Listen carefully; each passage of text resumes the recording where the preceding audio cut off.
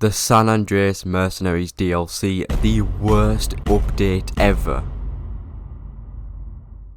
It has now been 2 weeks since the DLC has released, which means we've had time to digest the good and the bad about this update. So let's get into it. I think it's time to address the elephant in the room, and we all know what it is. The worst decision Rockstar made in this update was, of course, removing 200 vehicles from the game. Rockstar mentioned 2 weeks before the DLC in a newswire that this would be a quality of life improvement, and it would actually improve the game to streamline the browsing experience, quote from Rockstar. However, they didn't tell us how many vehicles they were removing. They just said they were removing some of them, but they removed 200 vehicles. These vehicles were OG vehicles, some were the best performing vehicles in their class, and they're now gone, no longer purchasable on the website, and it's quite a dumb decision to say the least. I mean, look at the comments I got on my channel about this DLC in regards to the 200 vehicles being removed. No one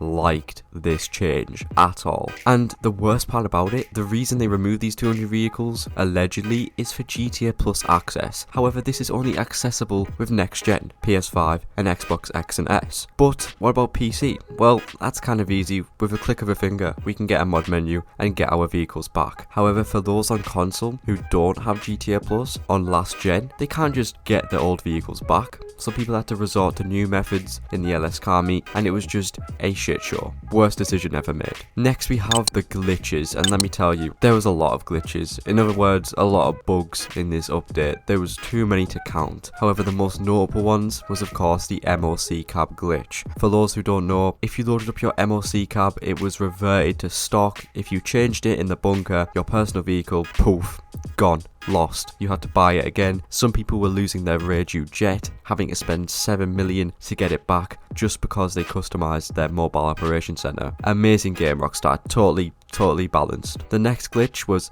again, related to vehicles. It seems as though removing 200 vehicles kinda, fucked with the game a bit. And it was the insurance glitch. If people didn't go and check their garages, half of their vehicles were not insured because Rockstar somehow made that a glitch, where if you go in your garages, the vehicles that were insured were no longer insured, which means if they got destroyed, they were gone again, and you had to buy it, which was even worse for those old vehicles that were removed. So if you got a vehicle not insured that was no longer in the game because Rockstar removed it, you could not get it back. So very balanced. Good job. Now there was also one last glitch that I will talk about, and it's the race glitches. This one's kind of confusing to talk about, but it was still very game breaking, even from Rockstar's side. So in race creators, there is props that can be used by devs and devs only. These were blacklisted from normal players in the race creator, so they couldn't be used on maps. However, some people found workarounds and managed to use them during their jobs to make them a lot better. But Rockstar changed this and blacklisted them. So now the props that were dev only now turned into blue fences. Yes, blue fences. This even happened on a Rockstar created race. Rockstar themselves couldn't even avoid their own failure. Very dumb, very broken. It's just, I don't know how this managed to get past the team, but it clearly did. What about the new jet?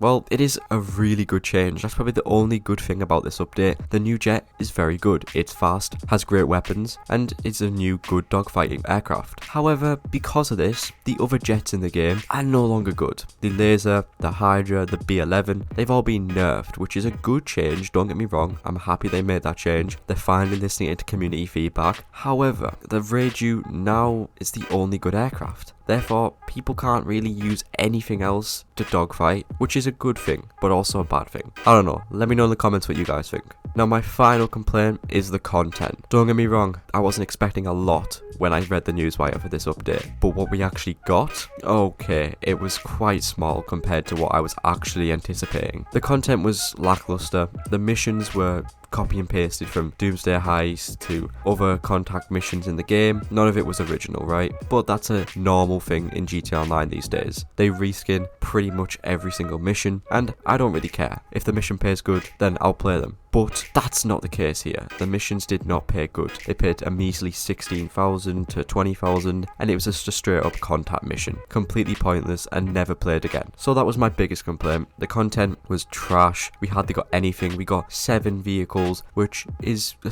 very small amount compared to most DLCs, and the drip feed. This is my final bad take on this update. The drip feed is awful. We only got 4 actual vehicles in the drip feed. It's a disaster. I mean, come on, Rockstar. But knowing Rockstar, they will somehow manage to stretch these 5 or 4 vehicles into 5 months, and it's pointless. Terrible, terrible idea, Rockstar. So now the good things. Well, we already talked about the jet, we already talked about the missions, which had some downsides to them. So was there anything actually good about this update? Well, the quality of life was, honestly, it was okay. The land missions in the hangar made the hangar 10 times better. I will probably have a guide on that at some point in the following weeks, but still, there was not much to say about this update. Most players, including myself, think we were better off without this update ever releasing, and I stand by that point. Anyway guys, let me know your thoughts in the comments. Did you like it? Did you hate it? Personally, I'm in the middle. It's a 5 out of 10.